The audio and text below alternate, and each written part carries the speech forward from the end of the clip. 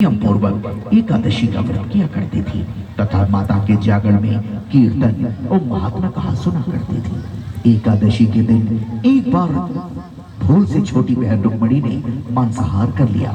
जब तारा देवी को पता चला तो उसे रुक्मणी पर बड़ा क्रोध आया और बोली, तू है तो मेरी सगी बहन, परंतु तूने नीचों जैसा कर्म किया है। बहन के मुख से निकले हुए शब्दों को रुक्मणी ने शिरोधार्य कर लिया और साथ ही प्रायश्चित करने का उपाय पूछा। तब तारा देवी ने कहा, त्याग व परोपकार से सारे पाप छूट जाते हैं। दूसरे जन्म में तारा देवी इंद्रलोक की अप्सरा बनी और छोटी बहन रुक्मणी छिपकली की योनि में जाकर प्रायश्चित करने का अवसर ढूंढने लगी। यज्ञ आरंभ हुआ। 33 करोड़ देवता यज्ञ में भाग लेने के लिए आए। उन्होंने दुर्वासा ऋषि को वहां न देखकर पांचों पांडवों से पूछा कि आपने दुर्वासा ऋषि को क्यों नहीं बुलवाया। इस पर पांचों पांडवों ने बड़ी विनम्रता पूर्वक उत्तर दिया, निमंत्रण तो भेजा था महाराज, परंतु वे अहंकार के कारण नहीं आए। पूजन हवन आदि निर्विघ्न समाप्त हुए। भंडारे के लिए भोजन की तैयारियां करने लगे। दुर्वासा ऋषि ने जब देखा कि पांचों पांडवों ने उनकी उपेक्षा कर दी है तो उन्होंने अत्यंत क्रोध करके पक्षी का रूप धारण किया और अपनी चोंच में सर्प लेकर के भंडारे में फेंक दिया, जिसका किसी को कुछ भी पता न चला। सर्प कीड़ की कढ़ाई में गिरकर छिप गया। एक छिपकली जो पिछले जन्म में तारा देवी की छोटी बहन थी तथा बहन के शब्दों को शिरोधार्य कर इस जन्म में छिपकली बनी। छिपकली का भंडारे में गिरना देखकर वो न्यौछावर करने का मन ही मन निश्चय कर लिया। जब भंडारे में खीर दी जाने वाली थी तो सबकी आंखों के सामने वह छिपकली दीवार घर से कूदकर कढ़ाई में जा गिरी। तीसरे जन्म में छिपकली राजा स्पर्श के घर में कन्या रूप में जन्म लिया। दूसरी बहन तारामती ने फिर मनुष्य का जन्म लेकर तारामती के नाम से अयोध्या के प्रतापी राजा हरिश्चंद्र के साथ विवाह किया। दूसरी बहन रुक्मणी जो पिछले जन्म में छिपकली थी, राजा स्पर्श के घर में जन्म लिया। राजा स्पर्श ने ज्योतिषी से कन्या की कुंडली बनवाई। ज्योतिषियों ने कहा, हे राजन, ये कन्या आपके लिए हानिकारक सिद्ध होगी, शकुन ठीक नहीं है, अतः आप इसे मरवा दीजिए। राजा बोला, लड़की को मारना तो बहुत बड़ा पाप है, मैं इस पाप का भागीदार नहीं बन सकता। राजा ने ऐसा ही किया। नदी में बहता हुआ संदूक काशी के समीप एक हरिजन को दिखाई दिया। वो संदूक कुंडी से बाहर निकाल लाया और जब खोला तो सोने चांदी के अतिरिक्त एक अत्यंत रूपवान कन्या दिखाई दी। उस संतान की कोई नहीं थी जब उसने अपनी पत्नी को वह कन्या ला करके दी कि उसकी प्रसन्नता का कोई ठिकाना न रहा। उसने अपने संतान के समान ही उस बच्ची को छाती से लगा लिया। भगवती की कृपा से उसके स्तनों में दूध उतर आया।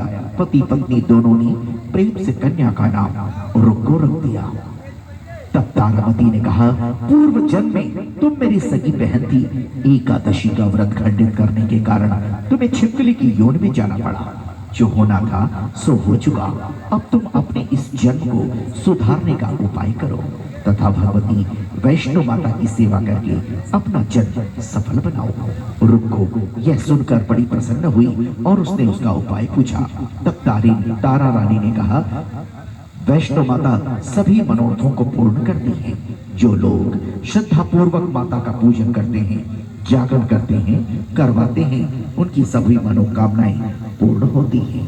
रुक्को ने प्रसन्न होकर माता की मनौती करते हुए कहा, हे माता, यदि आपकी कृपा से हमें एक पुत्र प्राप्त हो जाए तो हम भी आपका पूजन व जागरण करवाएंगे। प्रार्थना को माता ने सहर्ष स्वीकार कर लिया। फलस्वरूप 10वें महीने में उसके गर्भ से एक अत्यंत सुंदर बालक ने जन्म लिया, परंतु दुर्भाग्यवश उसे माता का पूजन व जागरण करने का ध्यान ही न रहा।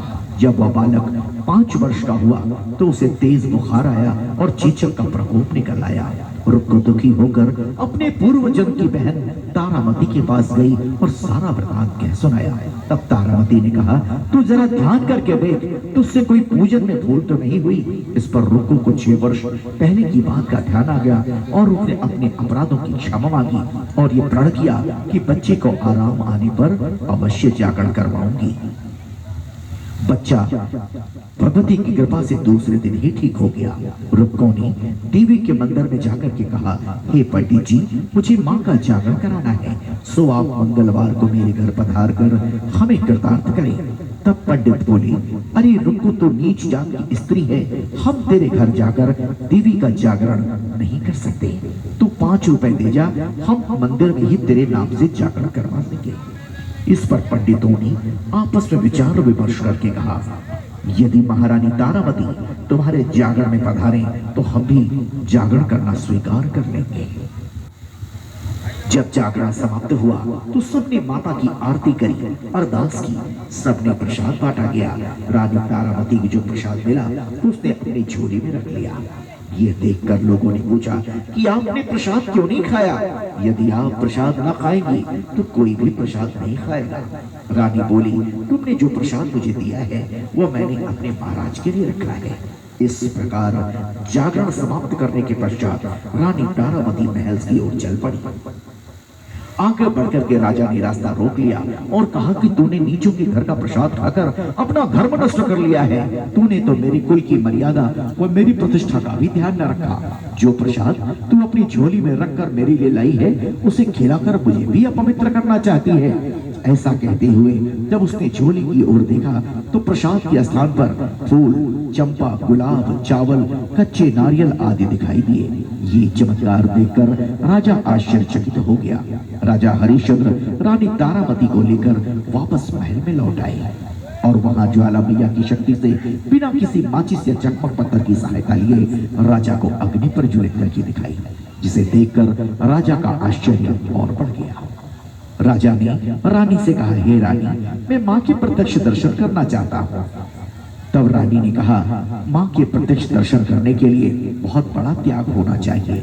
यदि आप अपने पुत्र रोहिताश्व की बलि दे सकें तो आपको देवी दुर्गा की दर्शन भी प्राप्त हो सकते हैं। यहाँ नारियल क्यों चढ़ाए जाते हैं ये आपको अब पता चलेगा।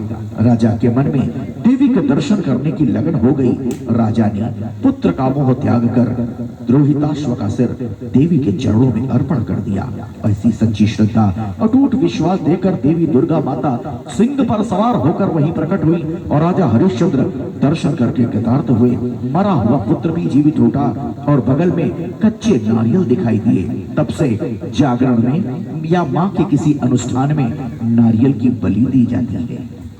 राजा ने तारा रानी की भक्ति की प्रशंसा करते हुए कहा, हे तारा, मैं तुम्हारे आचरण से अति प्रसन्न हूँ। मेरे धन्य भाग जो तुम मुझे पत्नी के रूप में प्राप्त हुई।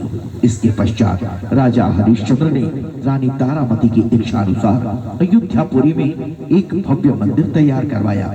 आयुर पर्यंत सुख भोगने के पश्चात राजा हरिश्चंद्र रुक्मिणी तीनों मनुष्य योनि से छूटकर देवी लोक को प्राप्त हुए।